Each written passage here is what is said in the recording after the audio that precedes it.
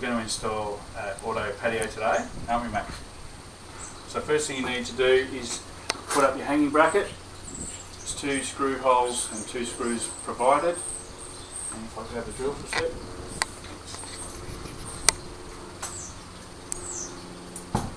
So you've worked out your position on the wall. Make sure you've got about 5 hours of sunlight. And attach the bracket level on the wall.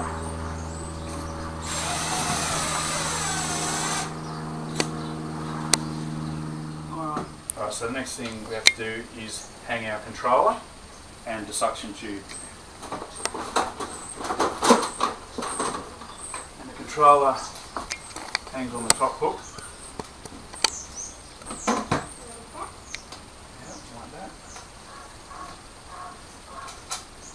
And there's an I for in and an out, or an O for out on the controller.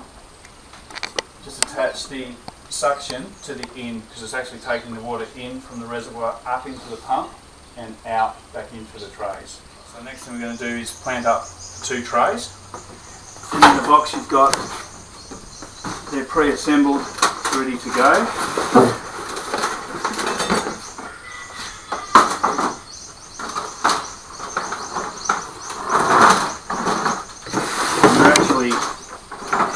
They're already joined to the connector in between, but you need to take that off. It's just to show you how it goes together, but otherwise it's just too heavy to put onto the wall.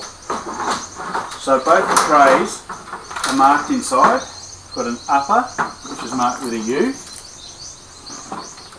and there's also a line here where the first dripper has to be. If that's come out, just make sure it goes back in the right position.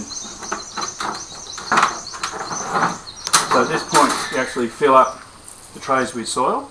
Alright, so to fill the trays to the right depth, they're hinged on the side with cable ties.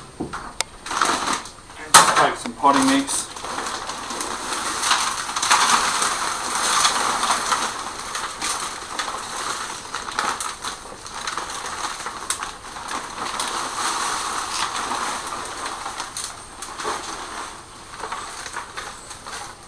And fill all the shelf levels to the, basically just under this line, but you have to compact it down a bit.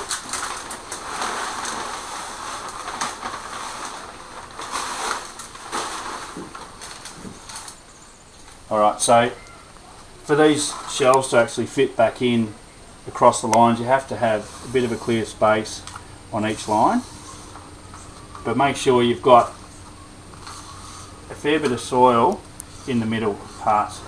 Even give it a bit of a compact down and just clean out those lines so that the tray can actually close.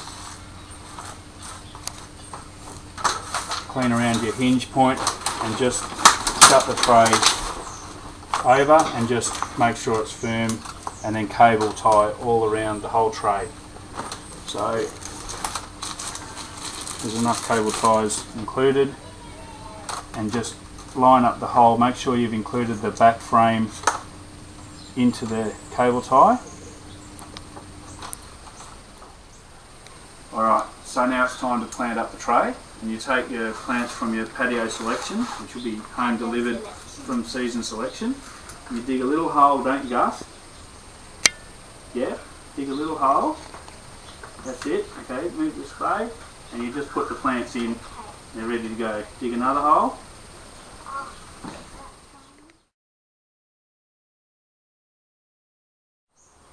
So once you've planted up both trays, you can grow them flat for a period of time, even a couple of weeks if you like, or a month, and allow them to really establish before you change over from your other trays, which are generally changed over every 6 months.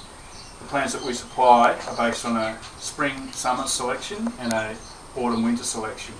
So rather than take these trays down, you can buy 2 extra of the refill trays, plant it up, and then when it's time, literally just change them over and you've already got produce on the wall.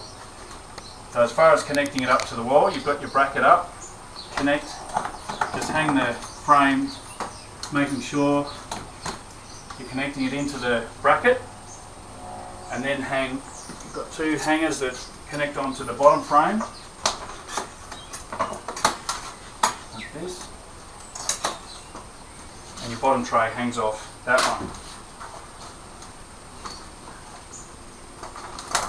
They weigh about 10 kilos fully watered, and if you are going to put them up immediately after planting, just make sure you've washed off all the excess soil so it doesn't end up in the catch tray. So once you've hung your bottom tray, it's time to hang your reservoir. Put the two hanging frames onto the reservoir, and then basically put it up behind and it will clip on onto the frame. Connect your hose connection point to your float valve. And we're actually going to supply this in either straight onto a hose or a 4mm connection, because we want to allow people to just have a 4mm nice neat little black line rather than a big heavy hose. If it's on a balcony, they can just have a tub and a 4mm line, which will look a lot better. Then what you need to do next is connect the flow restrictor between the top tray and the bottom tray. Alright, so basically push the top tube, takes a little bit of force, but just push that into the flow restrictor, and the same with the bottom. So this ensures that the water coming out from the pump is evenly distributed all the way through between the top tray and the bottom tray. So it's very important to make sure the flow restrictor is in place. Lastly, you just need to connect the outside or the outlet of the pump to the tube which delivers to the first dripper, and then make sure you've attached your top assembly nut. The controller allows you to change how much sun is going through and charging the battery, which can increase or decrease the amount of irrigation. When it does go off every 3 hours, it can increase the runtime. So generally the setting is 2 for winter time and 3 for summertime. That allows the extra irrigation to cope with the plants that have got larger root systems and they need a bit more water, or just the fact that there's more sun around. If you find that they're dripping all the time, basically they're getting too much water, you can decrease the runtime of the pump. So the system now will look after itself. The water level is all taken care of. Pump will automatically change how much it irrigates depending on the day conditions. So all you need to do now is enjoy your produce.